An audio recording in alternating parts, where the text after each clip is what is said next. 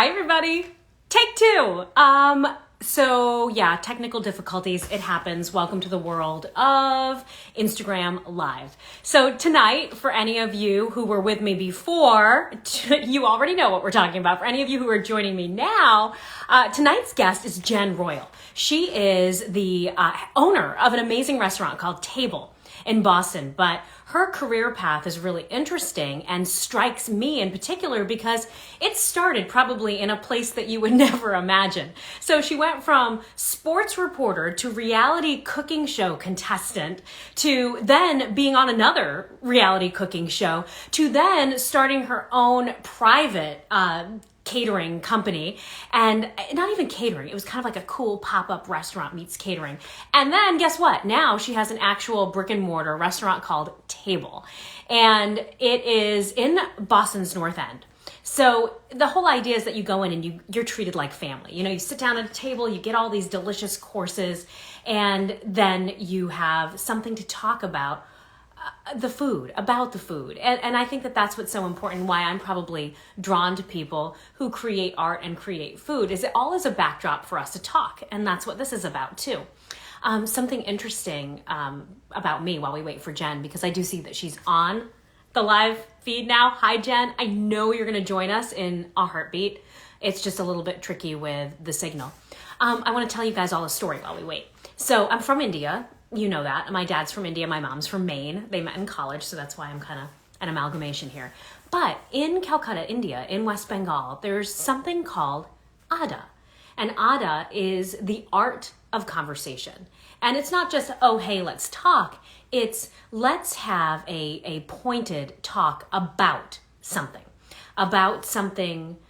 political, about something inspirational. Let's talk about stories of our childhood. So it's pointed conversation, and the idea being that we will learn from each other and that the entertainment for the night is simply each other's thoughts, which to me is so beautiful and so interesting in a time where technology kind of has taken over and the pace of life has taken over and we're all so busy with everything.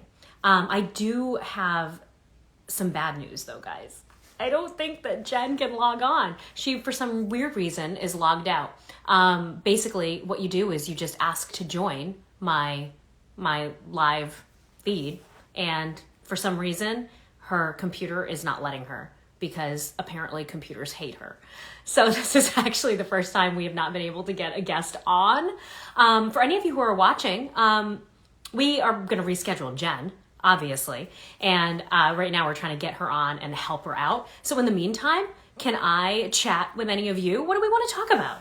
Let's talk about seriously anything. Let's have what I was just telling you about. Let's have Ada, pointed conversation. So a lot of the guests that we've been talking to, we've been focusing in on how you deal with failure, how you deal with fear of failure. And I think that the takeaway for me has been that the fear of failure is much worse than what actually happens if in fact you fail. Hi, Jen. She's right here. See everybody? She's right there. She says, hi, I'm trying so hard. I know you are. You try so hard in everything you do.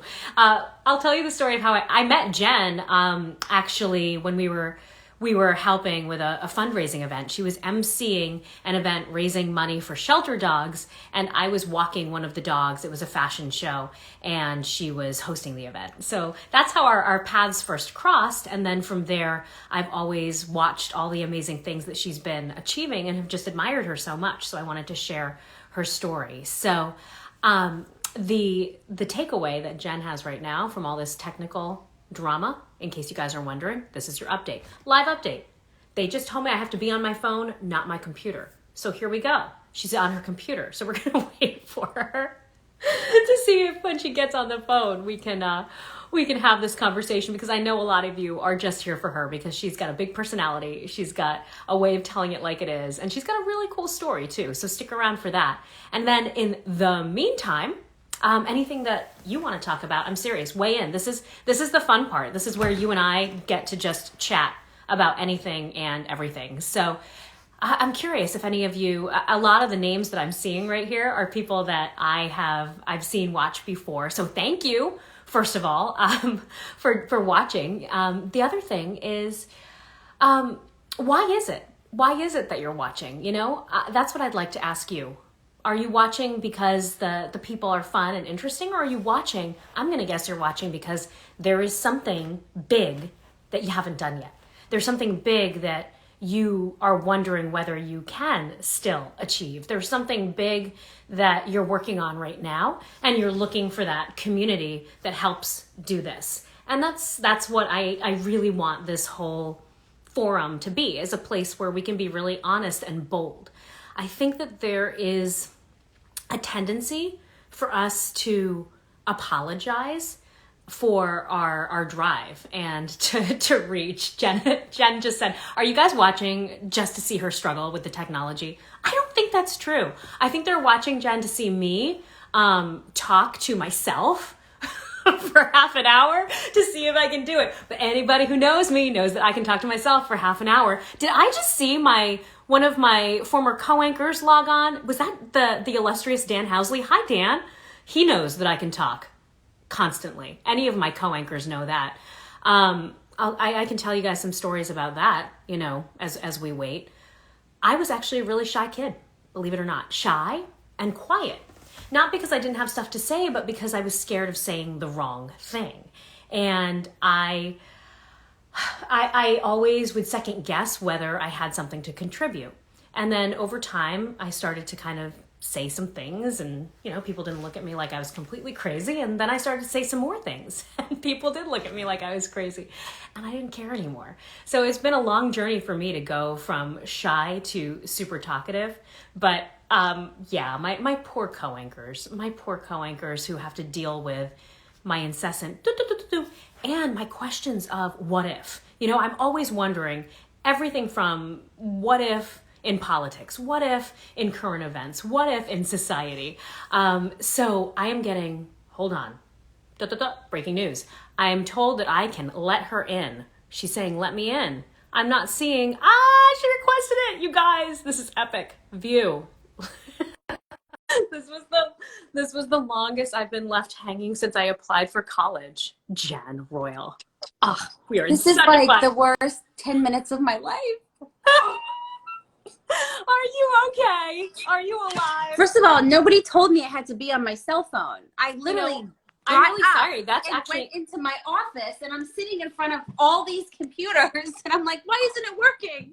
That is a huge setup right there, and you would think that that would be the perfect thing. I had no idea that it had to be your phone either. I would have probably gone on the computer as well. I'm in my big office. I had it all planned out, and then she's like, "Oh, you have to be on your phone." I'm like, "Well, okay." At least there is, but you know what? At least there is a she to tell you that. Like, thank goodness that I have somebody who knows more than me, because I would have just been like, "Oh, hey, everybody, let me tell you some more stories." I didn't even have to get out of bed. I mean, this is crazy. I was in bed. I set my alarm for 7:22, and like, literally all the dogs came with me. Hello, dogs. What are you? Okay, so everybody so who's been hanging out stuck with just me. No, you're always beautiful. Stop that. And you know, for what it's worth, I sent that little clip to my mom of you that I shared today on Instagram. She said she is very funny, and I said she is. I wasn't trying to be. That's the funniest part of all. That's just you being like, funny. Oh no, I added too much sugar to the recipe. Okay, so let's dial it back. You breathe, okay? You breathe. You're here. You get to be calm now. I should have put makeup on, like something. I just jumped up and I was like, you look awesome. You're good. I'm disgusting. You're good. You look awesome. I love seeing your face. I know, this is crazy. So guys, everybody who's watching, you know, I mentioned that I met Jen for the first time at a charity event for shelter animals, but we've always kept in text touch here and there. And we've always seen what each other is up to in the world thanks to social media.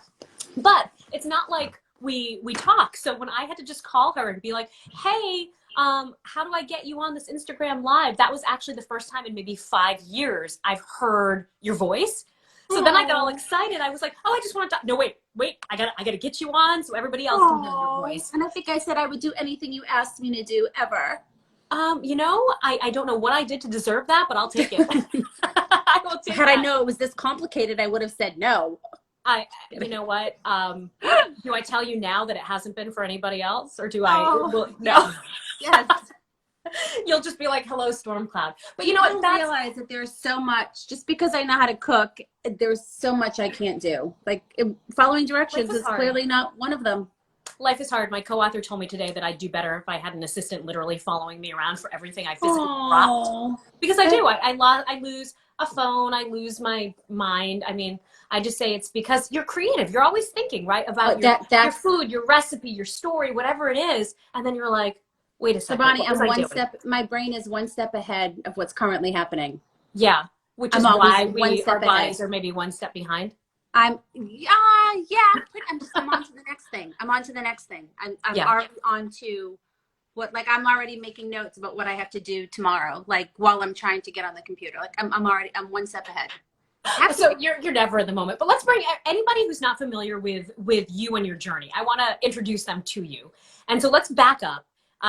You know, the reason I wanted to talk to you for this is because you've done so many different things, but you've always been fueled by, I think, the same passion to bring people together and to give them an enjoyable experience, and your currency happens to be good food and creating a good backdrop for that. But you started in sports. Let's go back to that. Well, I started making money in sports. I've been cooking my whole life. I think that's what most people don't know. Yeah. And when I was 17 and I was heading off to college, I remember I looked at my parents and I was like, I don't know what to do. And she said, well, what do you want to do? And I said, I'm either going to be a sports reporter or a chef. So I knew early on it was one or the other. Like I always knew. So I was either going to go to Johnson & Wales for sports, or for cooking, or I was going to go to school for journalism. It was one or the other. And I went the other route. So then when I just got bored of sports, I remember I was standing on the field. It was 2013. The Red Sox had just won the World Series, and they had won for the first time at home, because the last two times they had won, they were on the road. So it was like the first time that they had won on Fenway Park turf. And I remember being there and being miserable. Oh no! Why? Yeah. Was it just crazy, and you just didn't want to be in the insanity? I was just checked out. I was just so uninterested. And I remember checked out or burned out? That's my question. Not burned out. No. Okay. It just wasn't the right fit. I was so bored. I was just so bored. I just was not challenged anymore. And I remember just worrying that David Ortiz was coming at me with the champagne, and I was just like, Poppy, no. And all I kept thinking about was that I didn't want to be cold, and I didn't want to get on the tee and be wet. And I compared that to when the Yankees won in 2009 and Robinson Cano and A-Rod and everyone, and I was like, come on. Like I wanted the champampane because I had been with them. I just was done. I was just over it. I don't know, but that was the moment that I knew. I was like, all right, you need something else. Like, this is just not. When you're in that kind of heightened moment and excitement and you're not feeling it. Right. That's bigger than a gut feeling. That's the universe saying it's time. Yeah. And then I remember I couldn't get home. I remember I was walking down all the streets, and the streets were blocked off, and the cop would not let me onto the tee. And I had like my Boston Herald like credentials on, and he was just like, sure, you're a journalist. And I'm like, I just want to get to the tee. I just want to go home.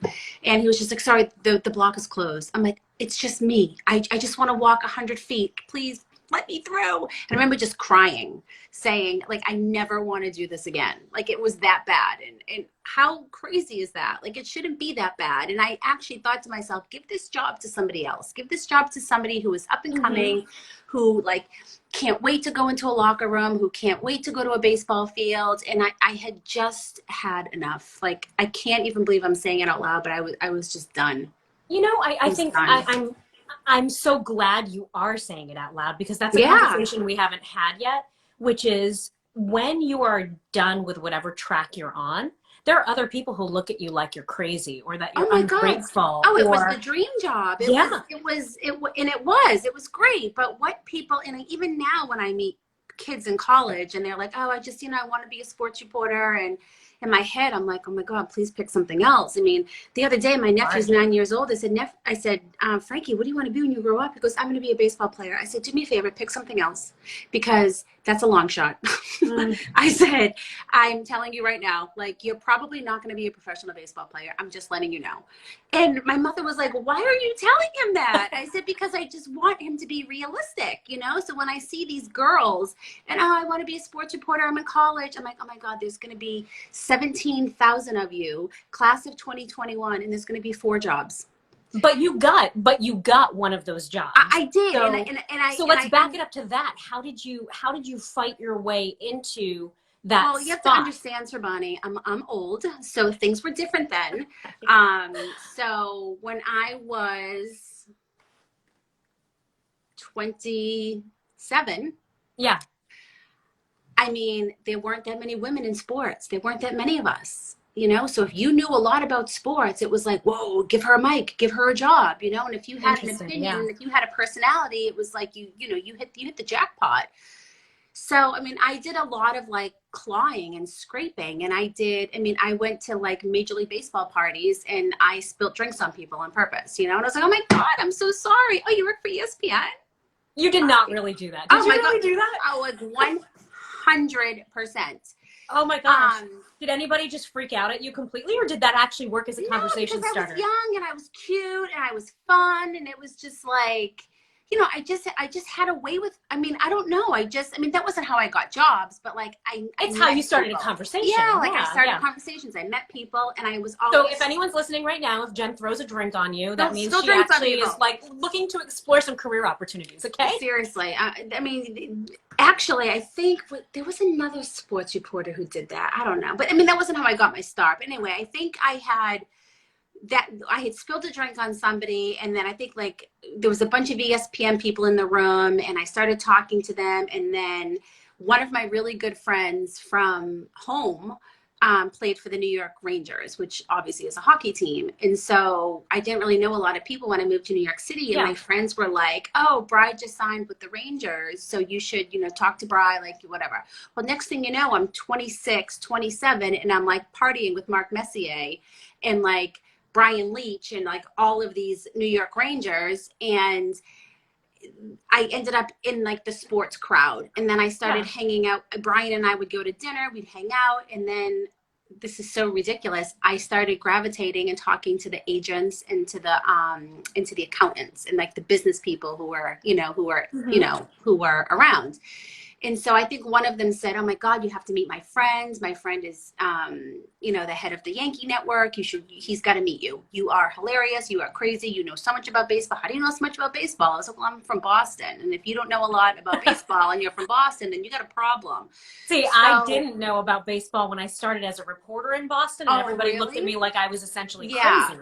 And I learned it fast. It is in the bloodstream of Boston. What year was that, Sorbs? Oh, so it wasn't the first time they won at home. Second time they won at home. So so you were 2017, 2018? Yeah, no, maybe it was the first time. 2013. Was I already in Boston then? I don't think so. No, it had to be 2017. 2017. Okay, yeah. For sure. But it was like I lived basically at Fenway Park. I would walk from my little apartment and I would go, and it's in your blood. But then you ended up reporting for the enemy.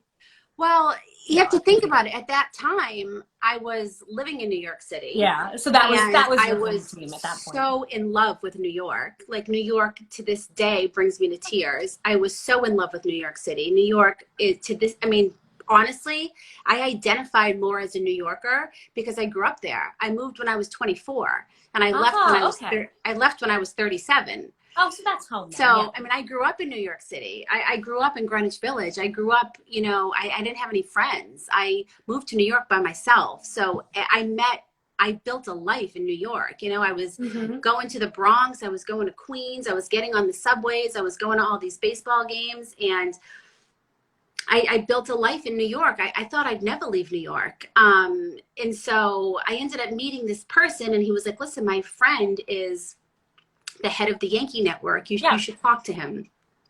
And I got hired on my, like I called him the next day and I was like, hi, this is Jen Royle. And I met your friend so-and-so. And he told me that I should call you. And he's like, oh yeah, I have your name here.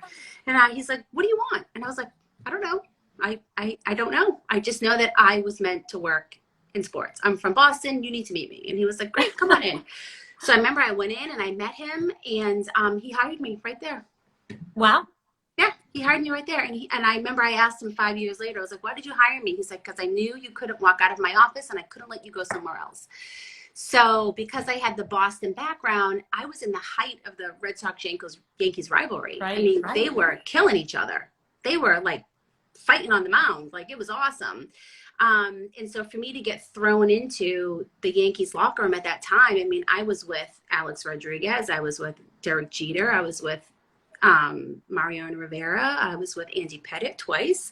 I mean, I was with the cream of the crop. I mean, right. These are the names that everybody will always My know. baseball life was Joe Torre. I mean, if anybody tells me that, you know, that's a problem and that because you're from Boston, you know, you can't go be with those people, then, you know, that's bad, you know? So, I learned you launched so though in such a big way, and this was such a crazy sort of moment for you to get noticed. But it's also hard work and it's energy and it's being willing to put yourself out there.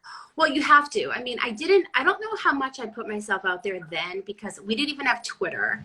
And there were so many huge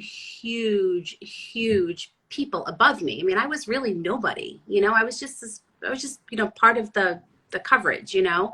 And it wasn't until I left New York when I got a job in Baltimore that I realized, and I've used this term a bunch of times, that I was like the big fish in the small pond. And the funny thing is I hated it.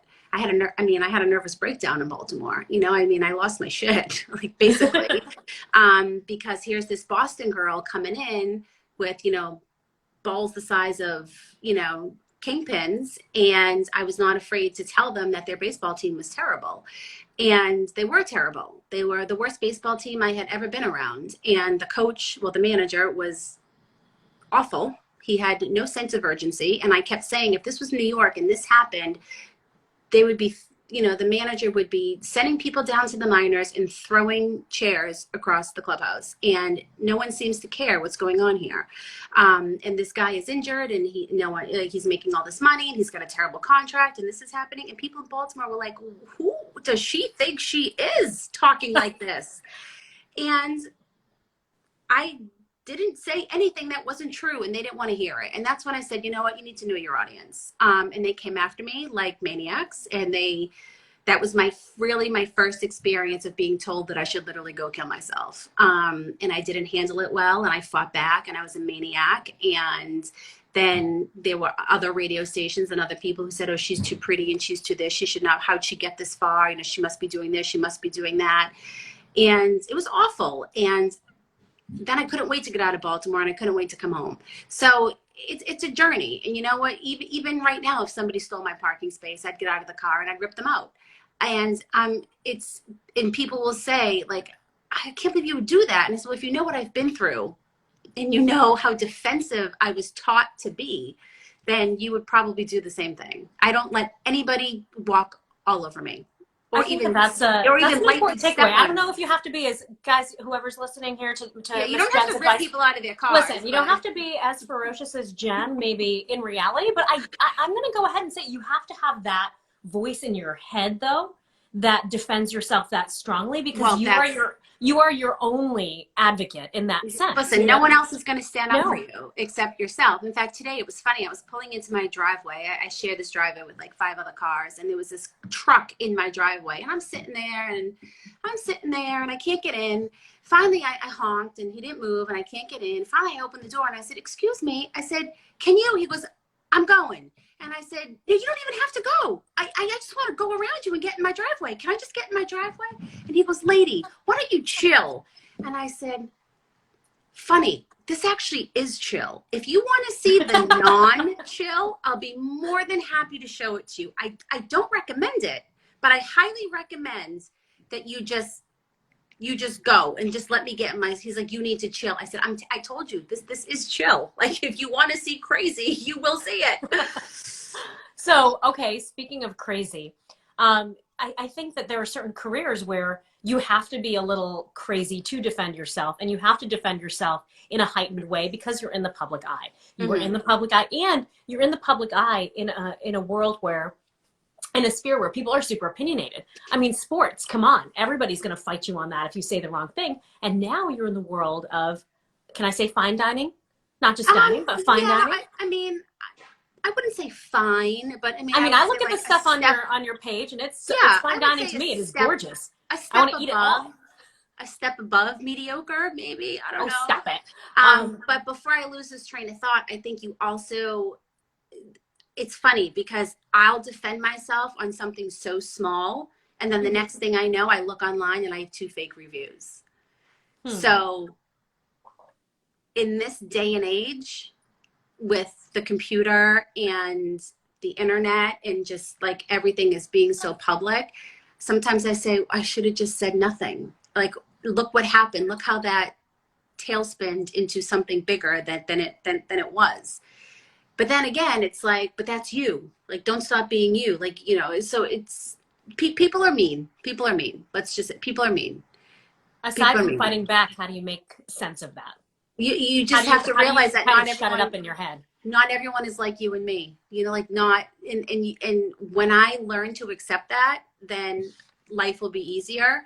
But until then, it blows my mind what people say and do, you know, and they get the story wrong. That's the other thing. Like there's this douchebag who writes these blogs about me, and I read them, and I'm not even kidding. I laugh, and I'm like, that's not even what happened. You know, it's so ridiculous. Like they take. Do you think though, like a certain level of success, it brings out a certain level of the haters, the trolls? Yeah, and you take on the trolls head on. I mean, I've seen, you know, if people post a review that you think is unfair, you'll go right back at them. Hold on. Here's what I have to tell you. That person never came in. Like, I personally think that everybody is 1000% entitled to their opinion of my food, of my business, of me. Yeah. Like, go ahead, review all you want. There's a First Amendment out there. If you came in and you spent $150 or whatever you spent on dinner and a bottle of wine, you have every right to rank me. Go right ahead. But you didn't come in. You were not there. Because what you just reviewed, I don't even make. Those are the only people that I go after. This is what people don't understand. The only people that I go after are the people that never walked in the door. That's it. That's like really funny. We literally know every single person that came in because we talk to everyone. And my because your whole thing is an intimate experience. Oh my like God, it's not like it's so a big small. It's not a big dining room. It's not like little tables all over the place. The whole concept is you call it table. One table. And you should see my service. I'll be, hey, do you know who's back? Oh my God, that couple from Louisiana, they came back. They had their son's graduation. They're upstairs again. Like, we know everybody. We talk to everybody. The other day, this woman ripped me a new one about my outside plants. And so I showed my servers. I actually have a problem with your outside plants. They offend me. They offend me deeply. I have no idea. Come at me, Sorboni. Come at me. Watch what happens. What in the world could be wrong with your plants? I know, seriously. And I showed it to my servers, and we'll just call her Jane Doe. I know her full name. And my cat who works with me, she goes, oh my God, that's, Jane Doe. She sat right there. She had this. She had 2 Montepulciano. She had this. And then later on, she had an espresso martini. She asked for a mint leaf, and she loved everything. I can't believe she said that. We know exactly who she is. Like, we know every single person. So if your Google handle is Massachusetts Dashboard Cam or Tom Fart or I mean, trust me, you weren't there. You were not there. You didn't eat that because I don't serve it. I'm laughing so hard because I mean being on the Tom news, Fart? there's gonna be there was a woman who her her profile picture was one of those, the kind of dog that wins the ugly dog contest every year. Mm-hmm. It's the naked, the Chinese crested something. And so that was her little picture. And every single time I was on TV, she would post, you suck. And I would imagine it as the dog, saying it because it would pop up on my face. And I would just picture it popping up going, He said, and it would make me laugh, but then it got meaner and meaner and meaner. But I'm dying laughing over Tom farts because, like, to me, I had like the Chinese crested terrier, and they're just out there, and I don't know why they feel like so compelled to try to take you down. One guy wrote this whole big thing about he got the tuna, and the tuna was so bad he wouldn't even feed it to his dog. And I'm thinking, I don't have tuna. Like, this isn't even me. Like, what are you talking about? I don't even have tuna. Yeah, I don't know. Maybe wear it like a badge. Be like, you know what? I am so awesome that there are haters out to get me. Maybe you're not awesome until there are haters. It's absolutely ridiculous. It's so anyway. So those are the people that I go after. That's it. I have never in my life gone after somebody who legitimately walked in the door, sat down, and paid their bill. Not one person. Because like you said, they're entitled to their opinion. And when you put yourself out there, even on TV, when people, guess what? Chinese crested terrier lady, she's allowed to think what she thinks about me. She can. I mean, it got to the point of like harassment where every time I was on TV, I get a message. But then after she was quiet, I was like, oh, I almost missed her. I was like, is she not watching me anymore? You know, I thought she got up every morning just to hate me. I know. I have one guy who created, I think he's on 27 accounts. All he does is change. We'll call him John Doe. He's John Doe 1, John Doe 2, John Doe 3. He's up to 27. He's up to 27. Listen, Jen, everybody needs a hobby, okay? Truman, you want to go out? Here, buddy. Oh, so, you know, your dogs help you unwind. You box to unwind, which is pretty awesome. You've even competed for charity, right? I did. So I had this crazy idea to do haymakers for hope. And it was an awesome experience. It was really one of the hardest things that I've ever done. And it's funny because somebody on Twitter the other day was like, yeah, you got your ass kicked. You sucked. And I was like, yeah, but listen, you fat shit. I'm sorry, Sorbs. I said one curse. I said, at least I got in. I'm impressed that it was one. At least I got in the ring, like, honestly. So you train it's really hard. You train for 4 months. The problem with, and I'm not making an excuse, but I kind of am. The problem with my fight is that I had to lose 20 pounds and she had to gain 17. So I was already kind of like, oh, great. Even my trainer said to me, great, you know, my client over here is starving and yours is over here shoving grilled chicken down her face, you know, trying to put on some muscle. So, it was hard. It was really, really, really, really, really hard. I think I lost 26 pounds and I was 42. I was 41. So that's a lot of weight for somebody our age, you know? And that morning I woke up and I was just sick. I said, I'm sick. I'm weak. I literally can't do it.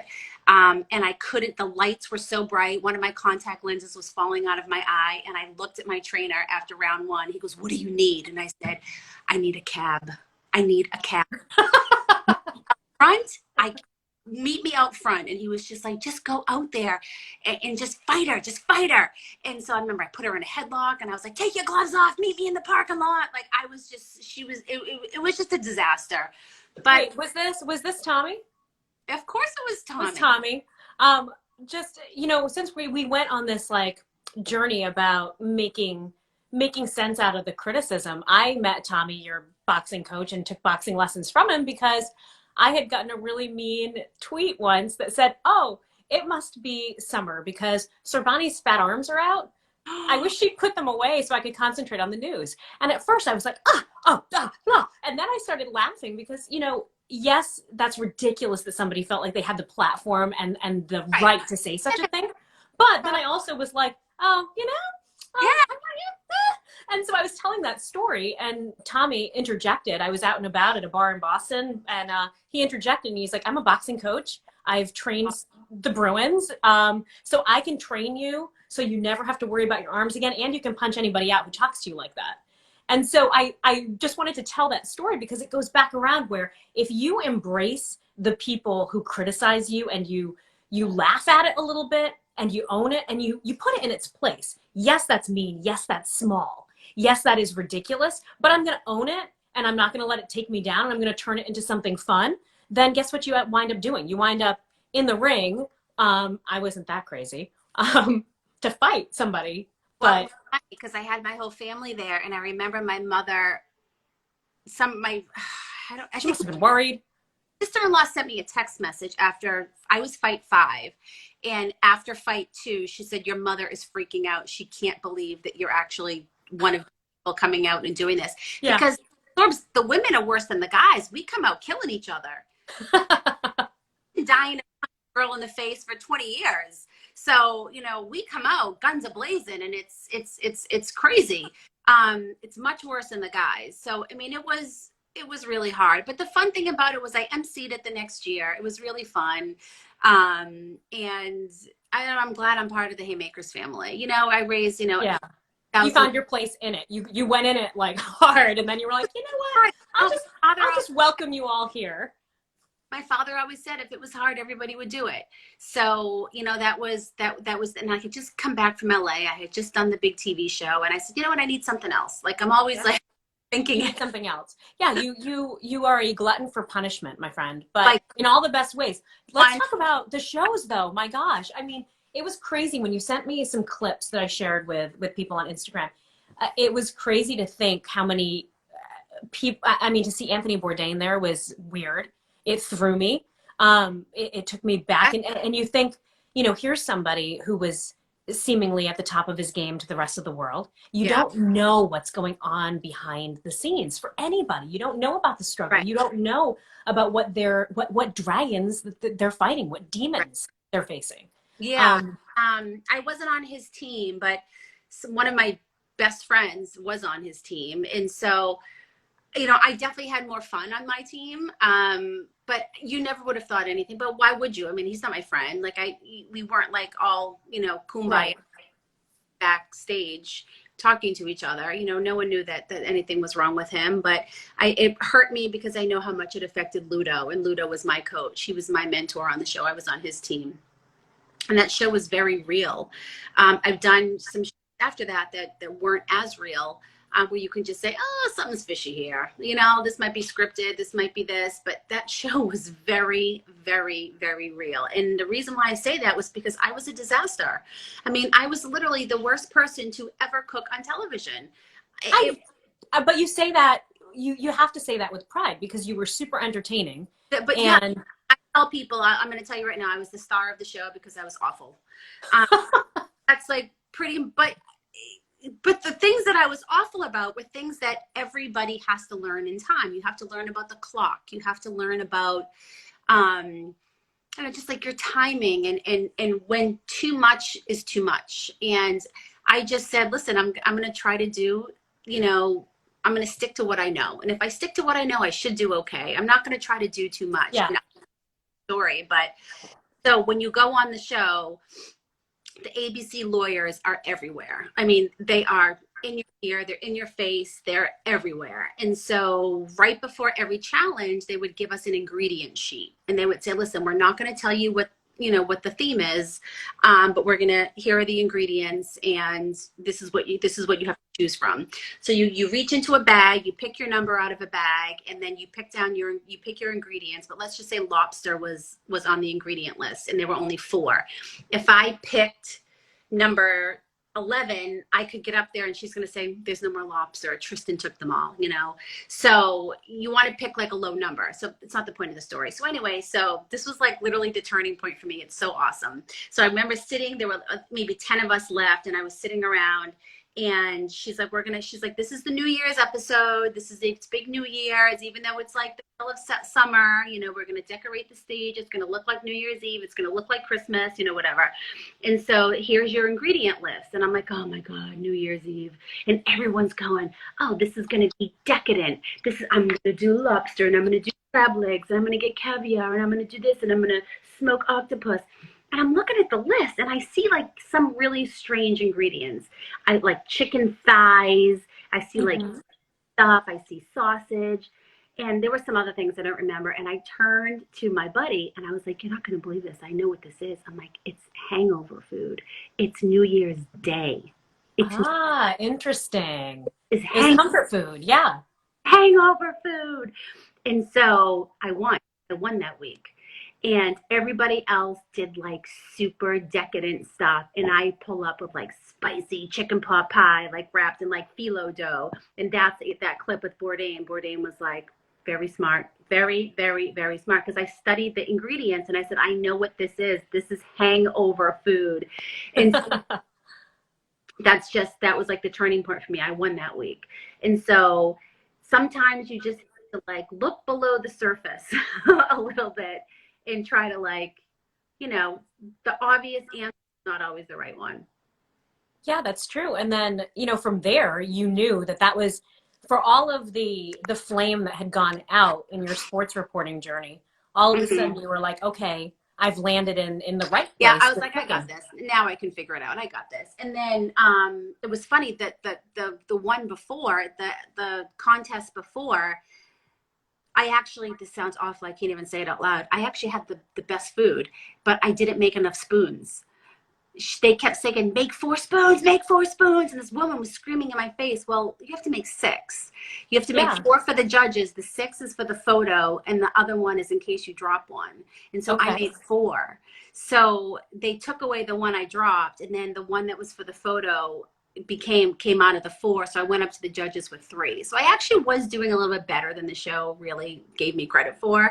But they kept saying, well, she ran out of time. I was like, well, I didn't run out of time. You told me to make, you were screaming in my face, telling me to make 4 spoons, but I really needed to make 6. So I don't know. Yeah. Stupid. So a little bit misrepresented. Maybe. A little bit, but you know what? But all for the sake of entertainment. It all worked out the way it should. It all worked out the way it should. When I got voted off, I was laughing. I was like, can I please go home now? Like, I like to cook. I don't like to cook this much. But you love to cook enough that when I have touched base with you over the years, you'll say, oh, I can't even like straighten my fingers. They're like claws. I chopped so many onions. Or I can't even stand up because I was on my feet, cooking. How hands-on are you at this restaurant in terms of coming up with the menus and cooking? I do everything myself. Everything. Completely. 1,000% I do myself. That's amazing. 1,000%. So the funny thing about the restaurant is that prior to that, when I had my other company and I was doing private chefing, I was cooking for hundreds and hundreds and hundreds of people. I would do a wedding on a Saturday. I would come home at 5 o'clock and then I would get up at 6 o'clock in the morning, unload the truck, reload it, and then go do a baby shower. And then take a week off and then, do it all over again. But I busted my ass so hard for 4 years private chefing that I would drive to jobs and I had tears dripping off my face. I had tendonitis in both my elbows, but I said, nope, I'm going to save all this money. I'm going to work my butt off and I'm going to make it. I'm going to make the money and I'm going to open something up in 3 or 4 years. And so I did it. And at that point, Sorbs, I had never not worked on a Labor Day or a Memorial Day or a 4th of July. I was covering baseball. I didn't even work on Thanksgiving. I was covering football. So I didn't care that I didn't have a 4th of July or that I didn't have, I always would rather have worked. So when a space became available in the North End, I said, okay, well, this is it. I have, like $200,000 saved, which is remarkable. And I said, I'm just going to put it into this and I'm not going to take out any loans and I'm not going to have any partners and I'm not going to have any investors. And I remember my mom being like, well, that means you really have to do everything yourself. And I said, thank God, great. I wouldn't want anybody to do it for me. And then that's when the Food Network came to me and said, listen, we caught wind of your restaurant. Yeah. And, it's a different concept. Tell us about it. And I said, well, my friend has a restaurant in Boston and I was looking at his reviews, back to these. I said, and everything is about the service. And I said, I just don't know if I would be able to control myself if my servers ruined everything that I just cried for 4 years. I said, how can I sort of dummy this down, but make it different, but make it special? And I went and I did a job for this woman. And she said, I'm having a dinner for my husband. She said, my husband's turning 40. She said, and I really want to have a big special dinner for him. She said, but my dining room table is not big enough. She said, so I think I'm just going to have 40 people in my house and we'll just do appetizers. She's like, otherwise, if I had a table for 20, I would have a dinner. And I said, that's it. It's table. It's table 20. So I was going to call it table 20 because of this woman. And I said, I'm just going to have one table, and we're going to call it table 20. And then my friends were like, well, don't put a number after it because then people are going to think you only fit 20 people. And I was like, well, I do. And they said, well, wait till you find the space. So then I found the space and I realized I could fit 2 tables and I dropped to 20, and that's how it happens. I love that concept. And I can't believe that. Awesome. It's awesome. Now pandemic is keeping me from visiting Boston. Well, we're usually back and forth quite a bit, but. Well, I'm glad because it's different now. Like, yeah. You can't sit with strangers, and that's really what it's about. And when I was listening to your opening, when I was trying to log in, people don't realize, like, it's so funny. Like, I'll go back to the haters for just 2 seconds because it makes me laugh how people will tweet me or leave a message or leave a fake review and say your food is disgusting, this happened, that happens. People leave my restaurant and they go home and they write me a letter. I have handwritten letters in a shoebox in the restaurant from people who have written me things saying that it was one of the best experiences, like, of their life, because they put their phones away. They didn't text. They met new people. They made friends. They talked about food. And it was so brainless for them because they had no menu. They just sat there and got fed, and they had delicious wine. And the next day they got a phone call or a message from the people sitting next to them, and they're now lifelong friends. I probably have 45 to 50 of those stories. Also, if it's your anniversary or it's your birthday and you're in my restaurant, there's a very good chance, I would give it probably a 94% chance that somebody's going to pay for you. That's amazing. They do it all the time. The strangers down the end, they're paying for your dinner. Like, it happens all the time. I mean, the stories that come out of there are absolutely remarkable. It's unbelievable. And it's funny because sometimes I peek up the stairs when I see people coming in. And Sorboni, but you'll love this. Before they even sit down, they go, hi, like, I'm Susan, nice to meet you. And then they sit. Because they know they're going to be sharing a table. I mean, there's 22 people sitting at one table. Normal times, you're We've right had there. 11 couples sitting at the table for 22 multiple times. That's amazing. 11 couples. And at the end of the night when dinner's over, half of them go for drinks after. That's so fun.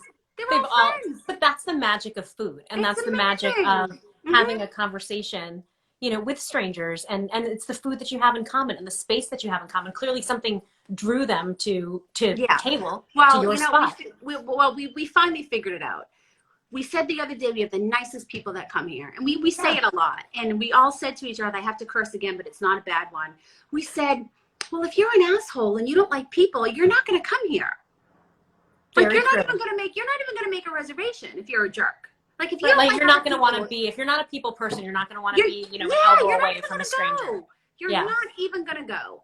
So that's what we've kind of narrowed it down to, that if you are not a people person, you're not even going to show up.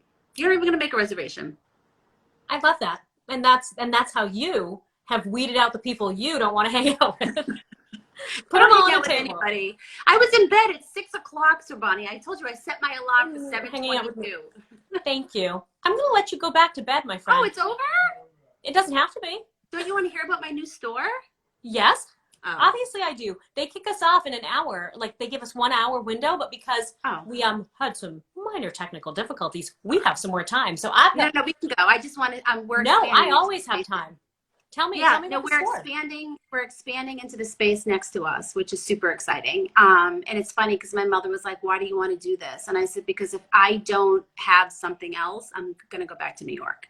This restaurant is not going to be it. And you are okay. I'm going to stop you right here. I want to hear about, because you're like, oh my gosh, it's all too much. I cried. So then I did something else. Then I was like, I can't take it anymore. I'm so exhausted. So I did something else. So then I was super successful doing that. So I added something else to the platter.